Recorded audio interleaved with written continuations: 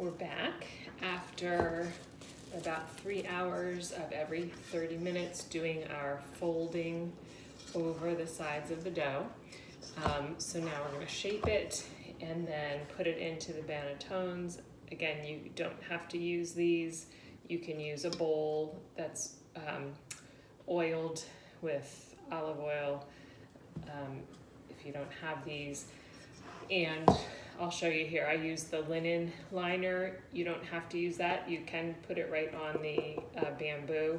And then whichever way you use on these, you're going to, I use a little bit of rice flour and just coat the inside.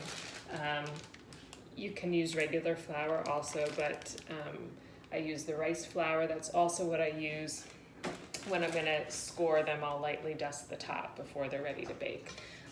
But anyway, we're gonna turn our dough out onto here. Now remember, this was for 2 loaves, so I'm going to just roughly divide it in half and put my other half back in there. And I have a lightly floured board, and I'm just going to kind of pull the dough towards me. And I'm probably gonna need a little bit more of flour on my board.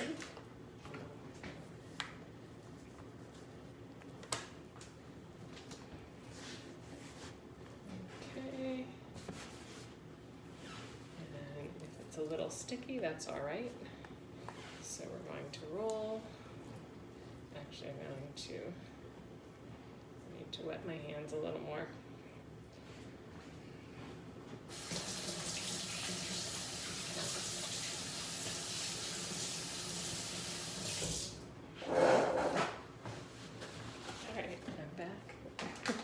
Again, this flour is the first time I'm using this type of flour, and so it's a little bit different than I'm used to. But anyway, we're pulling it towards us. All right, and then we're going to sort of turn both sides towards the middle and the bottom and the top. And then I'll kind of fold it again, and there's a seam.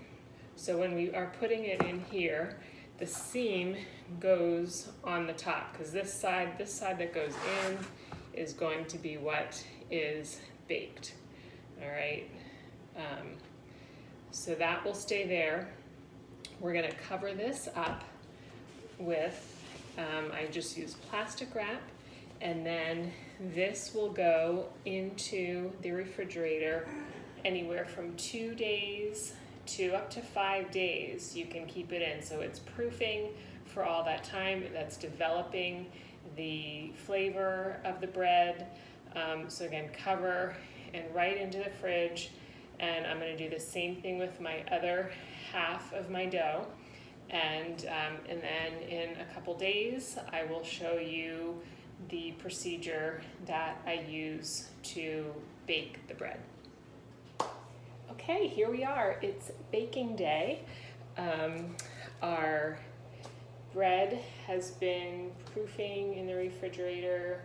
Today's the 4th day, so I do it, like I said, anywhere between 2 and 5 days before baking. And the things, we're going to use parchment paper. So there's some parchment paper out here, and place it down. I'm going to turn out this loaf onto the parchment paper. I usually do it like this. And then it's going to come out like that. And then this, I wash the linen, not with soap, just with really hot water, and let it air dry. Now I'm going to lightly dust the top with my rice flour. Again, you can use regular flour. You don't even have to do this at all. So I put a little sprinkle. You can either do it with your hand, or I have a little brush and just brush. So there's a real light dusting on the top of flour. Again, this is completely optional. If it's gonna make your scoring stand out and look a little nicer.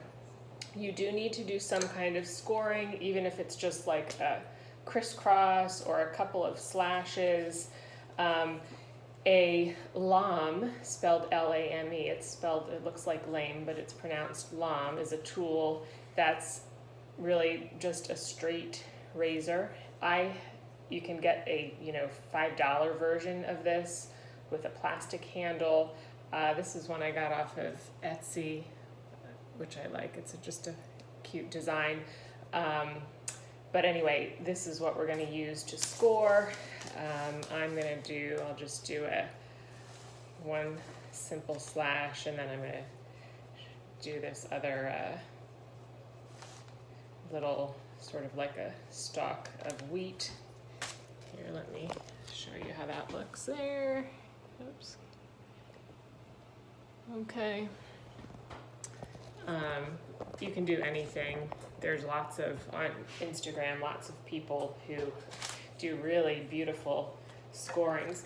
After I score it, now, you could simply keep your parchment paper like this and put it into the oven or into the pan that we're going to use in this case, the baker, the enameled cast iron baker, which I'll show you in a second. And that's fine. What I like to do is then trim around the excess.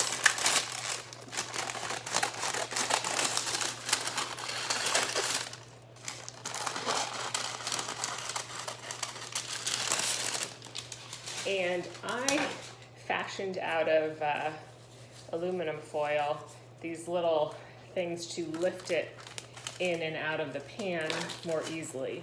Because right now in my oven at 470 degrees, my enameled cast iron pot is preheating. The pot and the lid is preheating, and it should be done in just a second. But slide this under here. But then I'll show you it's really easy to lift it, and then we'll be lowering it into our pan.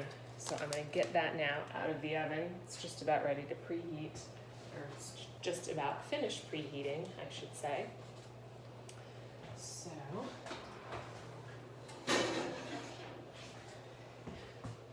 here it is. Now, when we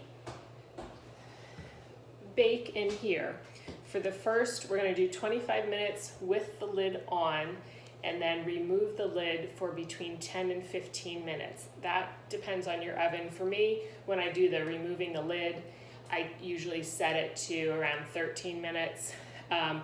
So the whole purpose of this lid on, lid off is getting that nice crust on the top of your loaf. If you don't have this type of dish to bake in, you can bake on a regular, baking sheet, or if you had put this in a loaf pan before, your bread in there. Look up you can approximate having steam, because when the lid's on, then steam from the bread is collecting inside, and then we take it off. That helps the crust develop. And if you don't have the lidded baker, you can. I've read about under whatever your baking sheet, wherever you're baking, in another baking sheet, it would obviously have to have a lip. If you put water, like a cup of water or something, again, for that first part of your baking time, the water then evaporates, so that gives you the steam portion of it. And then when the water's gone, it's like when you've lifted the lid. So that's how that works. But I'll show you. We're gonna lift this in and fold these over, and I'm going to get my lid and stick this in the oven for 25 minutes.